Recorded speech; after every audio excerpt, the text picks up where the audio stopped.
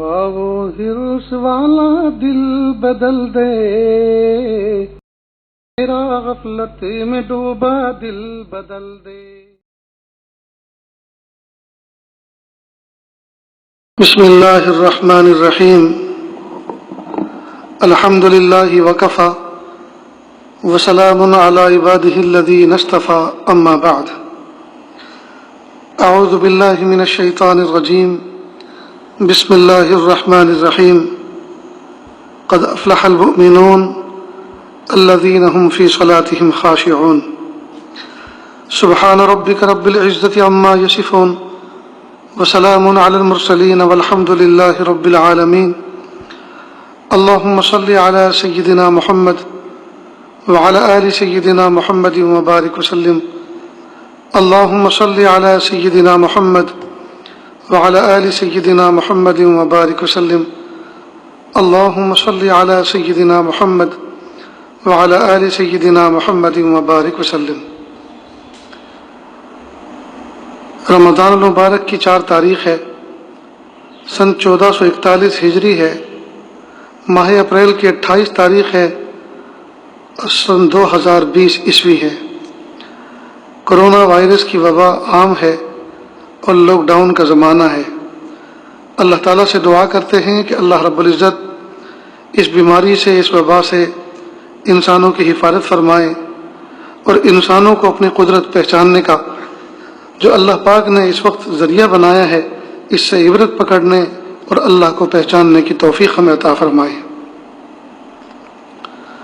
قرآن پاک میں اللہ پاک نے کامیاب مومنوں کی پہچان بتلائی ہے کہ کون کامیاب ہے، مومن ہے، تو ان کی تعداد گنائی ہے، ان میں سے ایک ہے قد افلح المؤمنون الذین هم فی صلاتهم خاشعون، کہ یقیناً وہ مومنین فلاح کو پہنچ گئے جو اپنی نماز میں خشوع اختیار کرتے ہیں۔ یہ سورہ مومنون کی آیت ہے، 18ویں پارے کی پہلی آیت ہے۔ اللہ رب العزت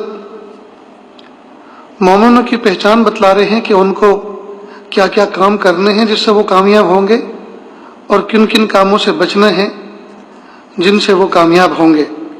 تو کچھ کام کرنے کے ہیں جن کے کرنے کی وجہ سے کامیابی ملے گی، اور کچھ کام نہ کرنے کے ہیں جن کے نہ کرنے پر، جن سے بچنے پر اللہ تعالیٰ کامیابی عطا فرمائیں گے۔ قربان جائیے، اللہ پاک نے مومنوں کو پیدا تو فرمایا اور دنیا کو ان کے لیے دارالمحن، آزمائش گاہ بنایا، امتحان گاہ بنایا، لیکن پیارے اللہ نے سارے پیپر آؤٹ کر دیے، سارے سوالات جو پوچھے جانے والے ہیں ان کو بتا دیا کہ تم کھل کے تیاری کر لو۔ اگر کسی بچے کو کوئی رات میں یہ بتا دے کہ آئندہ کل امتحان کے پرچے میں یہ سوالات آنے والے ہیں، تو وہ بچہ اس کی ہلکی پھلکی تیاری کر کے پیر پھیلا کے سکون کے ساتھ سوتا ہے۔ لیکن افسوس کی بات ہے کہ اللہ رب العزت نے ہمیں سارے کے سارے پیپر آؤٹ کر دیے، سوالات کے جوابات بتا دیے، تیاری کا طریقہ بھی بتا دیا، لیکن پھر بھی ہم تیاری نہیں کر پا رہے۔ ہم سے بڑا غافل اور ہم سے بڑا جاہل پھر کون ہوگا؟ آج کی اس مجلس میں نماز کو ہم کس طرح سے اچھا بنائیں، بس اسی کی اہمیت پر توجہ دینی ہے۔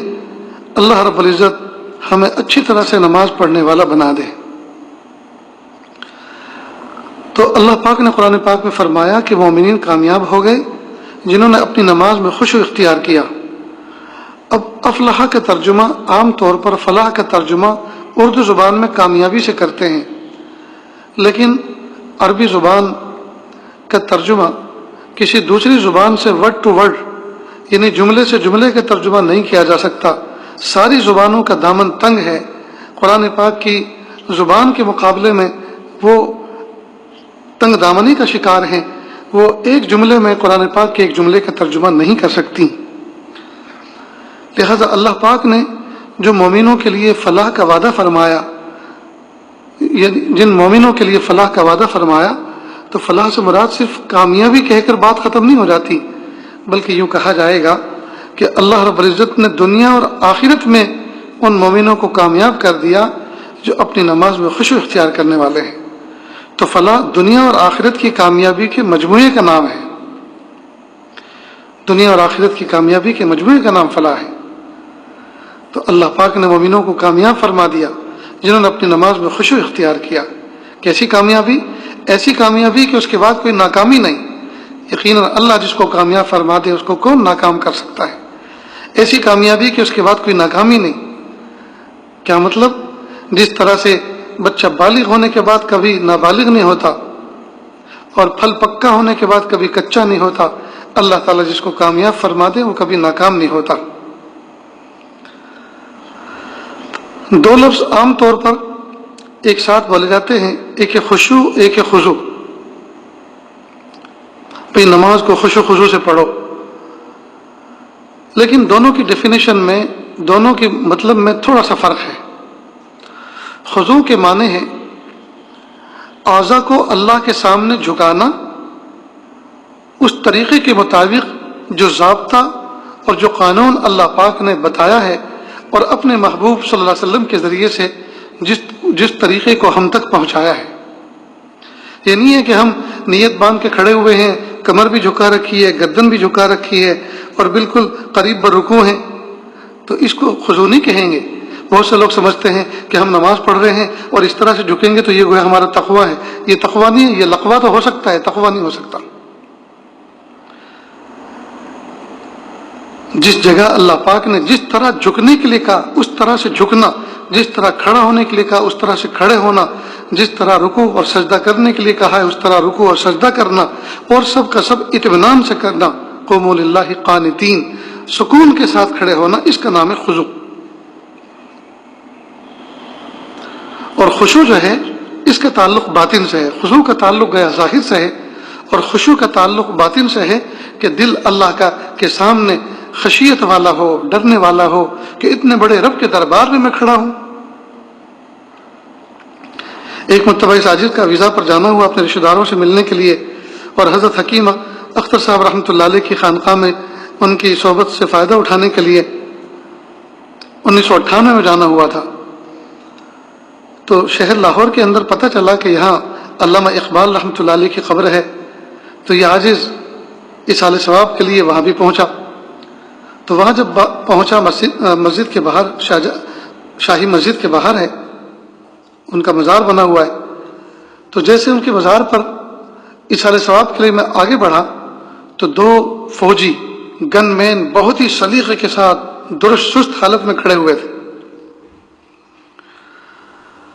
تو جیسے وہ کھڑے ہوئے تو میں نے سلام کیا. تو مجال ہے کہ انہوں نے ہونٹ بھی ہلائے ہوں، دل میں جواب دیا ہو، تو دل کے مالک تو اللہ ہیں، لیکن نہ انہوں نے لب ہلائے، نہ آنکھوں سے کنکھیوں سے اشارہ کیا، یا آنکھیں پلکیں جھکا کے جس طرح سے کوئی آدمی کسی کے سامنے اکرامن پلکیں جھکا لیتا ہے، آنکھوں سے اشارے سے جواب دے دیتا ہے.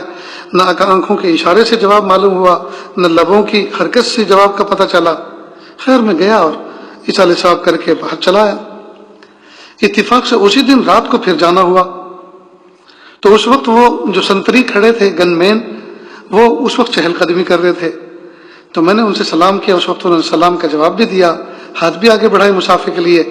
میں نے کہا بھائی آپ اتنے صبح میں آپ لوگ کھڑے ہوئے تھے، تو جس وقت میں نے سلام کیا تو آپ نے جواب بھی نہیں دیا، اور آپ اتنا سخت پہرا آخر علامہ اقبال کی قبر پر کیوں کر رہے ہیں؟ کیا آپ کو خطرہ ہے کہ وہ اٹھ کے یہاں سے کہیں بھاگ جائیں گے؟ تو مسکرانے لگے اور فرمایا کہ نہیں جی، یہ ہمارے سر کے تاج ہیں، اور ان کی جو ہے ان کی سلامی بھرنا اور ان کے دربار میں ہم اس طرح کھڑا رہنا، یہ تو ہمیں اوپر سے اس کے آدیش اور اوپر سے حکم ہے.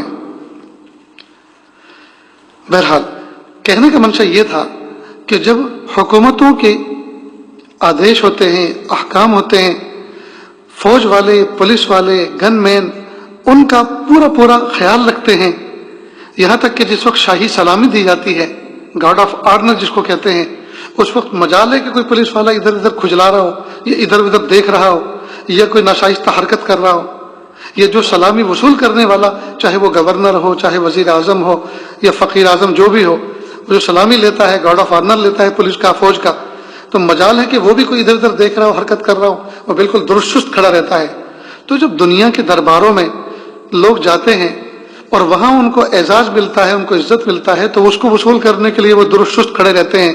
تو اللہ کے دربار میں ہم اللہ کے سامنے اللہ کی رضا حاصل کرنے کے لیے کھڑے ہیں اور ہم ادھر ادھر کی حرکت کریں اور ہم غافل کھڑے رہیں، یہ کیسی عجیب و غریب بات ہے.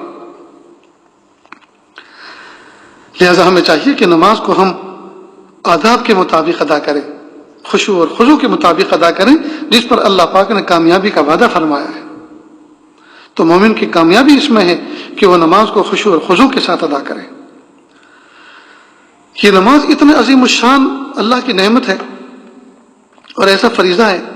جتنی بھی عبادتیں ہیں اللہ تعالیٰ نے سب کی سب محبوب صلی اللہ علیہ وسلم پر وحی کے ذریعے سے زمین کے اوپر، فرش کے اوپر زمین کے اوپر اللہ پاک نے فرض فرمائی. نماز ایسی عجیب و غریب پیاری عبادت ہے کہ اس کو فرض کرنے کے لیے، اس تحفے کو دینے کے لیے محبوب صلی اللہ علیہ وسلم کو اللہ پاک نے عرش کا سفر کرایا تھا. نہیں، جتنی بھی نماز کے علاوہ عبادتیں ہیں ان کے ساتھ کچھ نہ کچھ ایسی کنڈیشن لگی ہیں کہ ہر بندہ ہر وقت اس کو ادا نہیں کر سکتا. مثلا زکوٰۃ کو لیجئے، زکوٰۃ صاحب نصاب پر فرض ہے تو ہر بندہ زکوٰۃ نہیں ادا کر سکتا، صاحب نصاب والا زکوٰۃ ادا کرے گا. حج کو لیجئے، حج ہر بندہ ادا نہیں کر سکتا اور جب دل چاہے تب نہیں ادا کر سکتا. اس کے لیے ایک وقت مقرر ہے، اس کے لیے جگہ مقرر ہے اور اس کے لیے کنڈیشن ہے کہ اگر آپ صاحب مال ہوں اور مال بھی اتنا ہو کہ آپ سفر کے آمد و رفت کے خرچ بھی برداشت کر سکتے ہوں اور جس دوران آپ سفر کریں آپ کے گھر والے بھی پریشان نہ رہیں، آپ ان کے پاس بھی آپ کے پاس کچھ خرچ موجود ہو. یہ کنڈیشن اگر آپ کے ساتھ پائی جا رہی ہے تو آپ حج کر سکتے ہیں.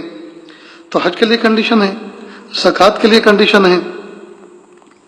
لیکن عجیب بات ہے، نماز ایک ایسی عبادت ہے سبحان اللہ، اس کو امیر بھی ادا کر سکتا ہے اور غریب بھی ادا کر سکتا ہے، اس کو مسافر بھی ادا کر سکتا ہے، اس کو مقیم بھی ادا کر سکتا ہے، اس کو بیمار بھی ادا کر سکتا ہے، اس کو صحت مند بھی ادا کر سکتا ہے، اس کو عورت بھی ادا کر سکتی ہے، اس کو مرد بھی ادا کر سکتا ہے.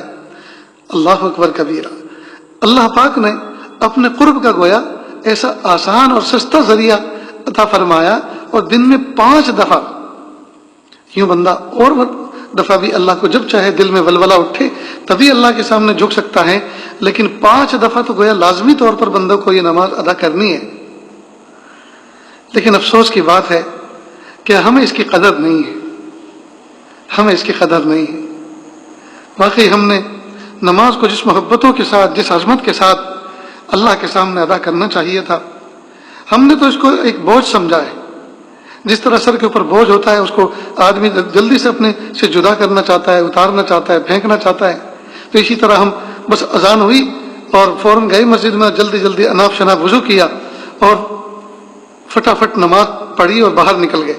تو گویا ہم نے محبتوں کے ساتھ اس فریضے کو ادا نہیں کیا بلکہ اس کو بوجھ سمجھا تھا. بوجھ ادا کر بوجھ اتار کر آئے ہم اپنے سروں سے. نماز کو محبتوں کے ساتھ، عظمتوں کے ساتھ، شان کے ساتھ ادا کرنا چاہیے.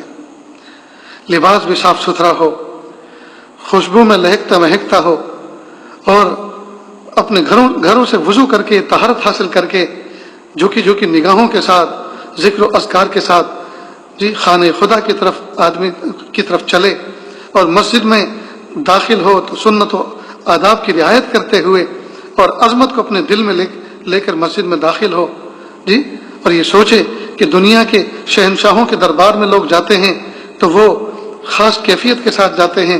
یہ کائنات کے رب کا دربار ہے، میں کیوں خاص شان کے ساتھ اس میں انٹری نہ لوں. میرے پیارے اللہ نے مجھے بلایا ہے، نہ جانے کتنے ہزاروں اور لاکھوں انسانوں سے یہ دنیا بھری پڑی ہے. اس وقت سب نے اذان کو سنا لیکن سب اپنے اپنے کاموں میں مست ہیں، سب غفلت کا شکار ہیں. میرے پیارے اللہ نے محض اپنے فضل و کرم سے سارے کاموں سے مجھے چھڑا کر، سارے کاموں سے میری جان بچا کر اللہ پاک نے اپنے دربار میں مجھے بلایا ہے. مجھے اللہ عزت دینا چاہتے ہیں، مجھے اللہ عزت دینا چاہتے ہیں. تو اس تصور کے ساتھ، اس نیت کے ساتھ مصلی پہ کھڑا ہو، مسجد میں کھڑا ہو، عظمت کے ساتھ، اہتمام کے ساتھ.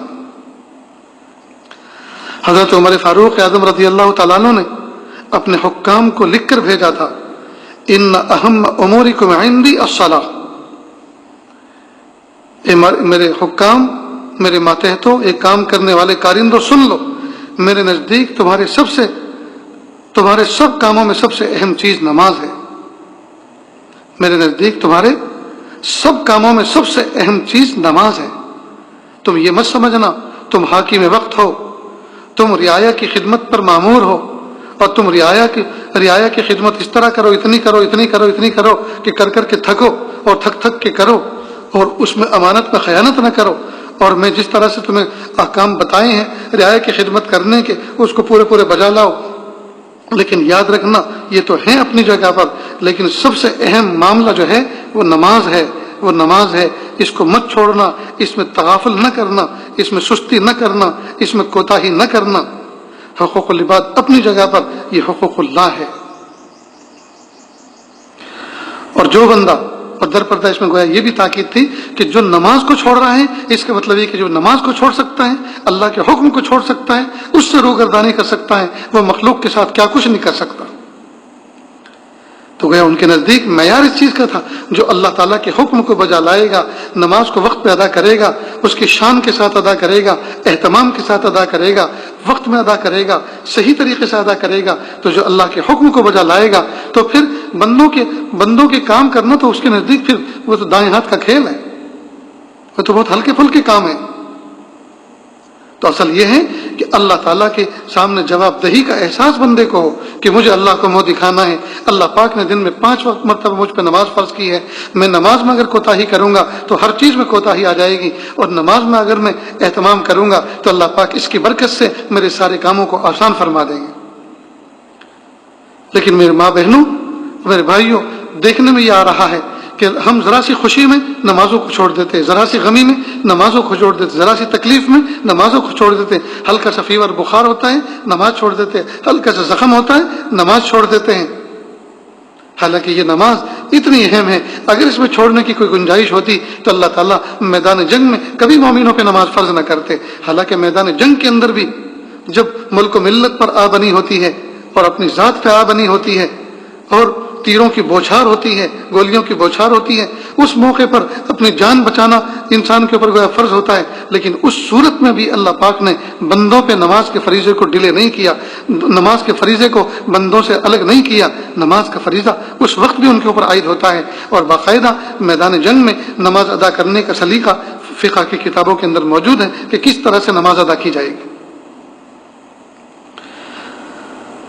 تو جو چیز جو نعمت زیادہ ہوتی ہے عام طور پر اس کی قدر نہیں ہوتی. جن ملکوں میں تیل نکلتا ہے ان کے یہاں تیل بہت سستا ہے، پانی مہنگا ہے، تو ان کی گاڑیاں اسٹارٹ رہتی ہیں. میدان عرفات میں، میدان مینا میں ہم نے دیکھا کہ 12 گھنٹے 8 گھنٹے بس کے اندر کوئی بھی نہیں ہے، دھکا دھک دھکا دھک دھکا دھک انجن چلتے ہی رہتے ہیں، کیونکہ ان کے نزدیک ان کے یہاں پیٹرول ڈیزل سستا ہے، پانی سے بھی سستا ہے، اس لیے ان کو اس کی قدر نہیں ہے. ہمارے یہاں پانی سستا ہے، ہمیں پانی کی قدر نہیں ہے، نل ٹپک رہے ہیں تو ٹپک رہے ہیں، تاکہ لیکیج ہے تو لیکیج ہے، اس کی اہمیت ہی کچھ نہیں ہے. تو نماز چونکہ اللہ رب العزت نے ہر بندے کو دن میں 5 مرتبہ عطا فرمائی ہے، اور بہت ہی سستا سودا ہے کہ بڑی عافیت کے ساتھ بندہ ادا کر سکتا ہے، لہٰذا اس نعمت کے عام ہونے کی وجہ سے اس کی اہمیت ہمارے دلوں سے نکل گئی ہے. حالانکہ اس نعمت کی عام ہونے کے ساتھ ساتھ ہمارے دلوں کے اندر اس کی اہمیت بہت زیادہ ہونی چاہیے تھی کہ اللہ پاک نے اپنے قرب کا کتنا سستا، کتنا آسان، کتنا سہل سلسلہ ہمیں عطا فرمایا ہے، ذریعہ عطا فرمایا ہے. تو ہم نمازوں کو اچھا بنائیں، نمازوں کو اہمیت کے ساتھ ادا کریں، نمازوں کو فکر کے ساتھ ادا کریں، اس کو روا روی میں ادا نہ کریں، چلتے پھرتے بس ایسے ہی جیسے دوسرے کام کر لی اس طرح سے نہ کریں. اس کے لیے باقاعدہ وہ اہتمام کریں جو اہتمام کرنا ضروری ہے.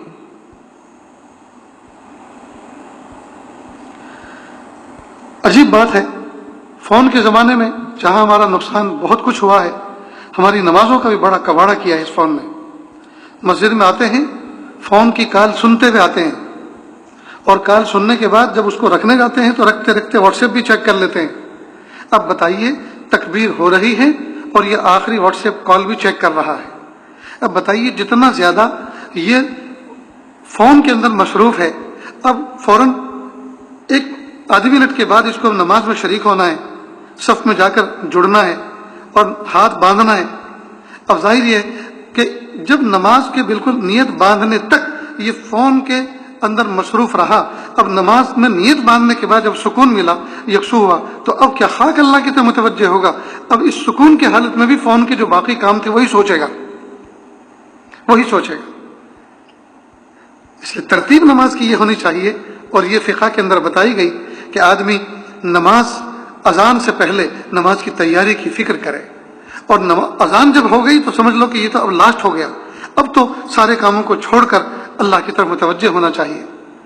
چنانچہ اذان کے بعد یا اذان سے پہلے بندہ وضو کرے، اور اذان کے بعد فوراً جماعت نہیں ہوا کرتی، عام طور پر 4 نمازیں تو تقریباً ایسی ہیں مغرب کو چھوڑ کر کہ اس میں کافی وقت ہوتا ہے، گنجائش ہوتی ہے، تو یہ گنجائش جو دی گئی اس میں کچھ نفلیں ہیں، سنتیں ہیں، تاکہ بندہ اصل فریضے کو ادا کرنے سے پہلے وہ غفلت سے دور ہو جائے اور اللہ کے قریب ہو جائے، غفلت سے دور ہو جائے، اللہ کے قریب ہو جائے، اور توجہ مکمل ذات حق کی طرف جو ہے یکسو کر لے۔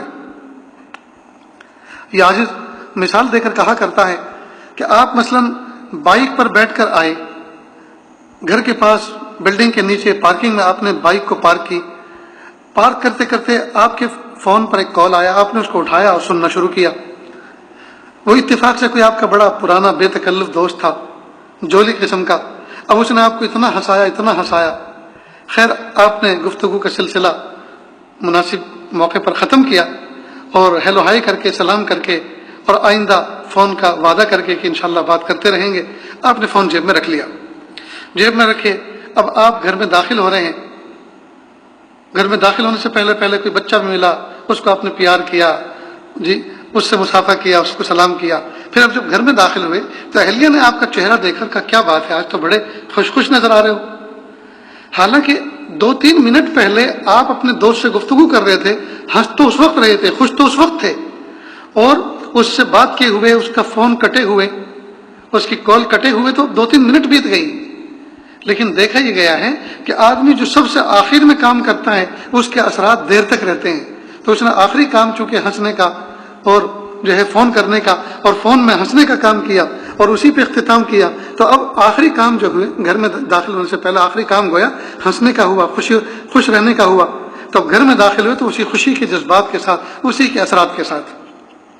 ٹھیک اسی طرح بالکل کوئی آدمی گھر سے باہر کسی سے لڑ کے آتا ہے، غصہ کر کے آتا ہے، اب وہ غصہ تو ہوا تو 4-5 منٹ پہلے، لیکن گھر میں داخل ہوا تو اہلیہ محسوس کر لیتی ہیں کیا بات ہے، ناراض ہیں، غصے میں ہیں، تو پھر وہ بتاتے ہیں کہ فلاں کے ساتھ میں اس طرح سے بولا چالی ہو گئی۔ غرض یہ کہ آدمی جو سب سے آخر میں کام کرتا ہے اس کے اثرات کافی دیر تک رہتے ہیں۔ اگر یہ بات سمجھ گئے تو یہ جان لیجئے کہ نماز میں نیت باندھنے سے پہلے جن کاموں میں ہم مصروف رہیں گے، نماز کی نیت باندھنے کے بعد بھی یاد رکھنا انہی کاموں کا تصور اور خیال ہمارے دل میں اور دماغ میں سمایا رہے گا، جمع رہے گا۔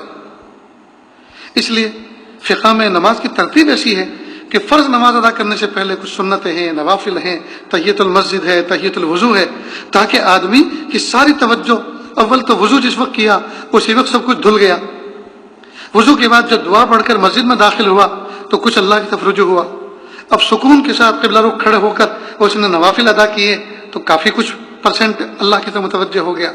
اب جب 2 رکعت 4 رکعت اس نے پڑھ لی، سلام پھیر لیا، اب یوں سمجھیے کہ وہ جو تخیلات کی فلائٹ اور توجہات جو ادھر ادھر مفرور تھی اور اڑ رہی تھی اور باہر بکھری ہوئی تھی، وہ ساری کی ساری توجہ اور تخیل کی فلائٹ وہ ساری کی ساری وہ گویا لینڈ ہو چکی ہے، نزول کر چکی ہے، اور اب جسم کے ساتھ کامل توجہ کے ساتھ اللہ کے دربار میں حاضر ہو چکے ہیں۔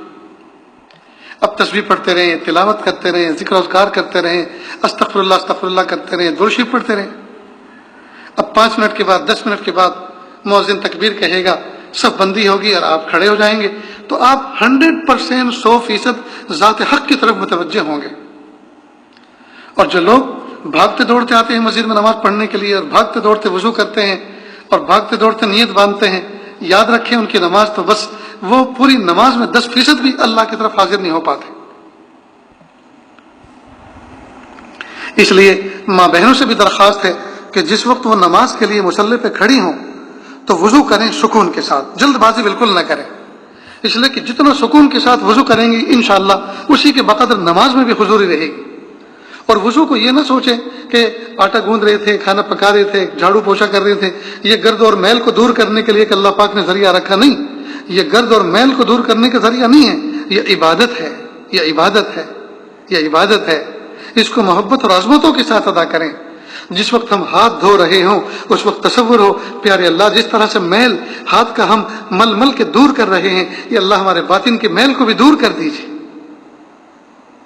یہ اللہ ہم چہرے پر پانی مل رہے ہیں، چہرے کا میل دور کر رہے ہیں، گرد دور کر رہے ہیں. میرے پیارے اللہ یہ چہرہ جو آپ نے عظیم بنایا ہے، کہ اللہ جس چہرے کو آپ نے عظیم بنایا اور جس کے اندر آپ نے زبان بھی رکھی، جس کے اندر کان بھی رکھے، جس کے اندر آنکھ ناک بھی رکھی، جو اللہ پاک آپ نے یہ عظیم اعضاء کا اس کا مرکز بنایا ہے. میرے پیارے اللہ ان اعضاء سے بہت ساری مرتبہ آپ کی گستاخیاں ہو جاتی ہیں، بد نگاہی ہو جاتی ہے، بد کلامی ہو جاتی ہے، بد سنوائی ہو جاتی ہے. میرے پیارے رب ان اعضاء کے گناہ سے بھی اللہ اس وضو کے ذریعے سے یہ اللہ ہمیں نجات عطا فرما دیجیے. غرض یہ کہ موقع کی مناسبت سے جو دعائیں ہیں وہ دعائیں بھی پڑھیں اور ذات حق کی طرف متوجہ ہوں تو انشاءاللہ وضو میں بھی کافی درجے اللہ کی طرف توجہ اور حضوری نصیب ہو جائے. اور پھر جب اپنے مصلی پہ کھڑے ہوں ہاتھ منہ تولیے سے صاف کر کے تو اس وقت اور زیادہ اس بات کا احساس ہونا چاہیے میں اس وقت اللہ کے دربار میں آ رہی ہوں، اللہ کے دربار میں حاضری دے رہی ہوں. بھلا ابو آ جائیں تو ابو کے سامنے کیسے درست و سست کھڑے ہوتے ہیں، گھر کا کوئی عظیم فرد آ جائے، جی سگا بھائی آ جائے تو کیسے محبت کے جذبات ہوتے ہیں، بے حیا نہیں ہوتے، گلے کے اندر دوپٹہ نہیں ہوتا، اچھی طرح سے ڈھانپ لیا جاتا ہے، جی کپڑے ادھر ادھر نہیں ہوتے، الول جھلول نہیں ہوتے، یا ایسے کپڑے ہوں کہ بھائی کے سامنے ان کو پہنتے ہوئے غیرت آتی ہے تو فوراً لباس تبدیل کر لیتے ہیں. تو جب میں اللہ کے دربار میں اللہ کے سامنے حاضری دے رہی ہوں تو مجھے تو بدرجہ اولا اللہ کے سامنے اس کی شائن نشان حاضری دینی چاہیے. لہذا کچھ اللہ کی نیک بندیاں وہ بھی گزری ہیں دنیا میں جو نمازوں کے لیے مستقل الگ سے عبایا خریدتی تھی، الگ سے عبایا خریدتی تھی اور اس کو خوشبوؤں سے معطر کر کے رکھتی تھیں اور کہتی تھی کہ قرآن پاک میں ہے خذوا زینتکم عند کل مسجد، کہ آپ جب اللہ کے دربار میں مسجدوں میں حاضر ہوں تو آپ زینت اختیار کر کے جاؤ. تو ہماری مسجد تو ہماری مصلی ہیں، تو ہم جب مصلی پہ اللہ کے دربار میں حاضر ہوں تو ہم کیوں زینت اختیار نہ کریں، ہم کیوں صاف ستھرے ہو کر کھڑے نہ ہوں. تو وہ لباس بھی الگ، اسکارف بھی الگ اور شان کے ساتھ کھڑی ہوتی تھی اللہ کے دربار میں. ہیں ہماری ماں بہنوں میں ایسی جو اس کا اہتمام کرتی ہوں، اس کا خیال کرتی ہوں، نائٹ ڈریس میں نماز پڑھنے کھڑی ہو جاتی ہیں، فیشنیبل لباسوں کے اندر جو بے حیائی کا شاہکار ہوتے ہیں، گویا بے حیائی کا نمونہ ہوتے ہیں، ان کو لے کر کھڑی ہو جاتی ہیں، آستینیں چڑھی ہوئی ہوتی ہیں، یا وہ باریک لباس جس میں بدن جھلکتا ہوا ہوتا ہے. پوچھو فقہائے کرام سے کیا کہ جس لباس کے اندر کا بدن جھلک رہا ہو، جس کو چھپانا فرض ہے، وہ اگر چمک رہا ہو، جس اوڑھنی اور دوپٹے میں بال چمک رہے ہوں، کیا نماز پڑھنا اس میں جائز بھی ہے کہ نہیں؟ مسئلہ پوچھنا چاہیے. اس لیے میری ماں بہنوں نمازوں کے لیے الگ سے عبایا خریدیں، نمازوں کے لیے الگ سے عبایا بنائیں، نمازوں کے لیے الگ سے پہننے کے لیے اسکارف بنائیں، نماز کی پردی بنائیں اور سکون کے ساتھ، محبتوں کے ساتھ، عظمتوں کے ساتھ اللہ کے سامنے کھڑے ہوا کریں. یہاں تک کہ وضو کرنے کے بعد جب مصلی کی طرف ہمارا قدم بڑھ رہا ہو، ہم اللہ سے بات کر رہے ہوں، اے میرے پیارے رب، میں ایک گنہگار بندی، میں ایک گنہگار بندہ، ایک بھگوڑا غلام آپ کے دربار سے بھاگا ہوا، راہ فرار اختیار کیا ہوا، یا اللہ جھکے جھکے آپ کے دربار میں حاضر ہو رہا ہے. میرے پیارے رب اپنی آبرو میں ذلیل و خوار کر کے آیا ہوں، اپنی آبرو کو رسوا کر کے آیا ہوں. میرے پیارے اللہ آپ کے دربار میں عزت حاصل کرنے کے لیے آیا ہوں، لیکن عزت ملے گی تب جب کہ آپ میری حاضری کو قبول فرمائیں. میرے پیارے اللہ میری حاضری کو قبول کر لیجیے. ان جذبات کے ساتھ، ان کیفیتوں کے ساتھ ہم اپنے مصلی پہ کھڑے ہوں. ایک بزرگ تھے جو مصلی پہ کھڑے ہونے سے پہلے 1 روپیہ صدقہ نکالتے تھے اور یوں کہتے تھے پیارے اللہ محبوب صلی اللہ علیہ وسلم فرمایا صدقے سے مصیبتیں دور ہوتی ہیں.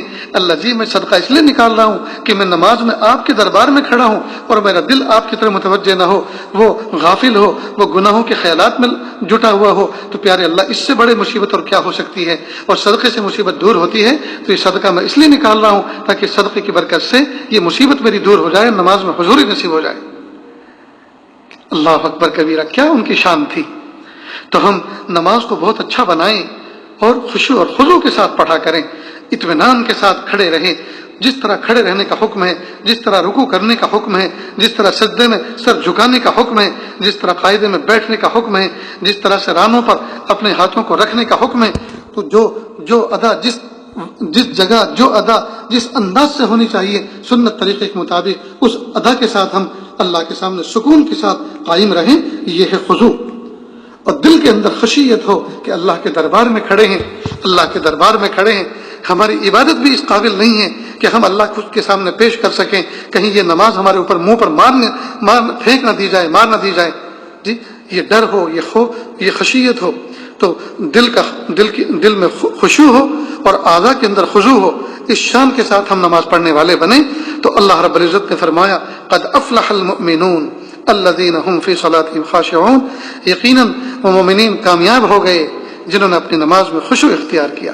اللہ تعالیٰ سے دعا ہے اللہ تعالیٰ ہمیں خشیت والی نماز عطا فرمائے تاکہ ہم کامیاب مومنوں میں سے مومنین کے اندر ہمارا شمار ہو جائے اور اللہ رب العزت کے محبوب بندے اور بندیاں بن کے ہم زندگی گزاریں۔ اللہ تعالیٰ کہنے سننے سے زیادہ عمل کی توفیق عطا فرمائے۔ وآخر دعوانا ان الحمد للہ رب العالمین۔ دعا کر لیجیے۔ بسم اللہ الرحمن الرحیم۔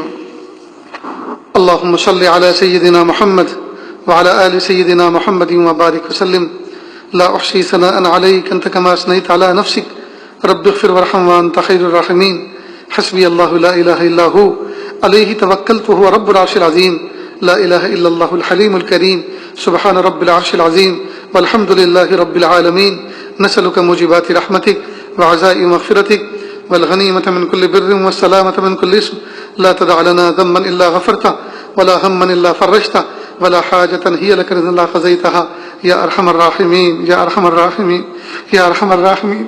پیارے اللہ، ہم ظاہر میں آپ کے بندے اور بندیاں ہیں، حقیقت میں نہایت گندے ہیں۔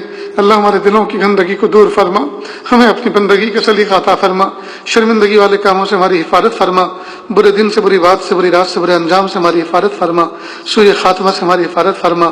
اللہ جی یہ ہاتھ اٹھائے جانے کے قابل نہیں اور یہ زبان سوال کرنے کے قابل نہیں، آپ سے نہ مانگے تو کس سے مانگیں، آپ سے سوال نہ کریں تو کس سے سوال کریں۔ اے میرے پیارے اللہ، رحم کا معاملہ فرما، عافیت کا معاملہ فرما، اللہ ہمیں اپنے مقبول محبوب بندوں میں شامل فرما۔ یا اللہ ولایت کا نور عطا فرما، دل کا سرور عطا فرما۔ یا اللہ اس وقت دنیا یا اللہ جس وائرس کی زد میں ہے، یا اللہ جس وبا کی زد میں ہے، میرے پیارے اللہ یہ آپ کی ناراضگی کا نتیجہ ہے، یا اللہ آپ کی ناراضگی کا نتیجہ ہے۔ اللہ جی آپ راضی ہو جائیے، اس وبا کو دور کر دیجئے اور انسانوں کو ہدایت دے دیجئے۔ یا اللہ انسانوں کا کبر توڑ دیجئے اور پیارے اللہ انسانوں کو یہ فہم دے دیجئے کہ تمہاری کوئی حیثیت نہیں ہے، تمہاری طاقتیں کوئی حیثیت نہیں رکھتی، تمہاری صلاحیتیں کوئی حیثیت نہیں رکھتی۔ میں بڑا، میرا نام بڑا، میرا کام بڑا، میری شان بڑی۔ میرے پیارے اللہ اپنی بڑائی اور اپنی کبریائی کو جتا دیجئے، اپنی بڑائی اور کبریائی کو جتا دیجئے، متکبروں کو ٹھکانے لا دیجئے، متکبروں کی عقل کو ٹھکانے لا دیجئے۔ میرے پیارے اللہ اس بیماری کو یا اللہ عبرت کا نمونہ آپ نے بنا دیا، یا اللہ اس عبرت سے سبق حاصل کرنے والا ہمیں بنا دیجئے۔ میرے پیارے اللہ یقیناً آپ بڑے ہیں، آپ کا نام بڑا ہے، آپ کا کام بڑا ہے، آپ کی ذات بڑی ہے، آپ خالق ہیں، ہم آپ کے مخلوق ہیں، آپ مالک ہیں، ہم آپ کے مملوک ہیں۔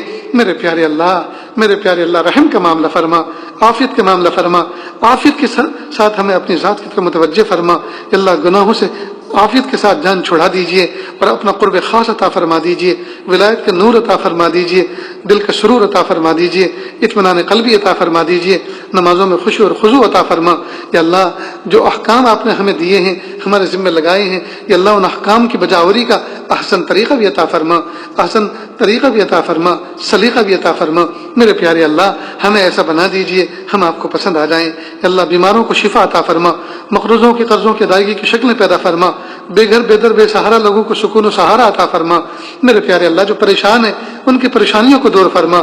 یا اللہ اس لاک ڈاؤن کے زمانے میں یا اللہ غریب تو تھے ہی غریب، فقیر تو تھے ہی فقیر، یا اللہ امیر بھی یا اللہ غریبوں کے مشابہ ہو گئے ہیں۔ پیسے جیب میں موجود، مارکیٹ میں چیز نہیں مل رہی، پیسے جیب میں موجود لیکن جہاں ملتی ہے وہاں تک جانا مشکل، میرے پیارے اللہ انسانوں کو سمجھا دیجئے کہ اللہ انسانوں کو یہ عبرت عطا فرما دیجئے کہ تمہاری پیسوں سے کام نہیں بنتے، تم جو اپنی پیسوں پہ ناز کرتے تھے، تم جو اپنے بینک بیلنس پہ ناز کرتے تھے، ان سے کام نہیں بنتے، کام تو میری ذات بناتی ہے، کام تو میں اپنے فضل سے پورے کرتا ہوں۔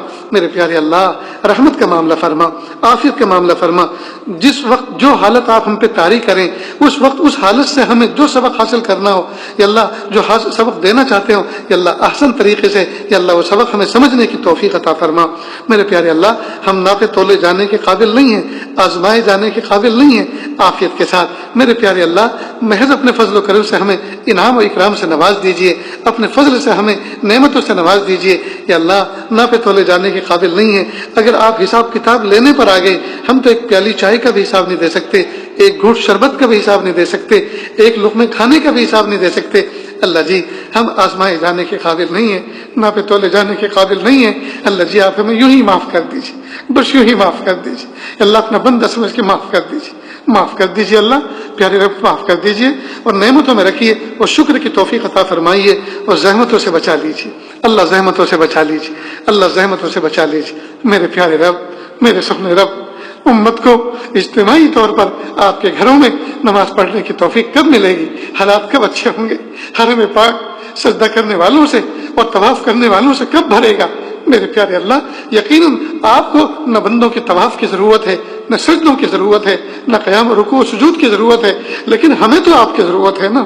اللہ جی ہمیں تو آپ کی ضرورت ہے، پیارے اللہ کھول دیجیے، اللہ جی حالات اچھے کر دیجیے، اللہ جی کھول دیجیے، اللہ جی کھول دیجیے، اللہ انسانوں کے تکبر کو توڑ دیجیے، انسانوں کو فہم دے دیجیے۔